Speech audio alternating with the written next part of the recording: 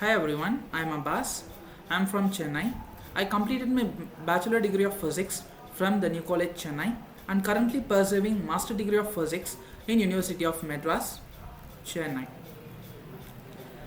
In today's video, we are going to discuss a physics topic, a sub branch of physics, a very important topic that is very important branch that is known as quantum mechanics or quantum physics. In quantum mechanics, one of the very important topic which is commonly from which commonly questions are asked in CSI or NET, SLET examinations, GATE examinations of physics. Today in quantum mechanics we are going to see an important topic called eigenvalues and eigenfunctions. This topic is very important. Each year at least one question is expected in quantum mechanics from this topic in GATE exam, CSI or NET examination and SET examination. Also these topics may be asked in UPSC civil service examination for physics optional subject. Okay, let's go on to our topic, eigenvalues and eigenfunction. You may have heard about this topic, eigenvalues and eigenfunctions, in your mathematics, in matrices, eigenvalues, eigenvectors. But in physics, the role of eigenvalues and eigenfunctions is different. Here we are not going to see this eigenvalues and eigenfunctions in matrix form. Instead we are going to see it as an equation form. Okay, so what is an eigenvalue? What is an eigenfunction? How I will get an eigenvalue and an eigenfunction? Okay, the basic concept is, you may have derived an equation called Schrodinger time independent equation, which contains a term a psi equal to e psi, like this, right? Okay, so consider this equation, a psi equal to e psi. Okay, now don't think this as a Schrodinger equation, just think it as, consider this a as an operator.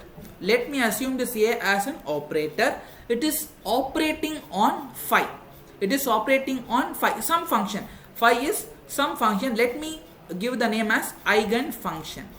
Let me give the name of phi as eigenfunction. So when an operator a operates on phi, an eigenfunction, it gives a value e and then an eigenfunction. Here this value e is known as the eigenvalues. The value e is known as eigenvalue. Okay, you know one thing, eigenvalues are always real and constant values. That means eigenvalues are always real. So the concept is, when an operator a acts on an eigenfunction psi, it gives me an eigenvalue and then again that eigenfunction. So this is the concept. So first you have to understand this concept in order to get eigenvalues and eigenfunctions. Okay, let me explain this topic to you with an example problem. Okay, for example, when an operator d square by dx square acts on e power phi x, find the eigenvalue and eigenfunction.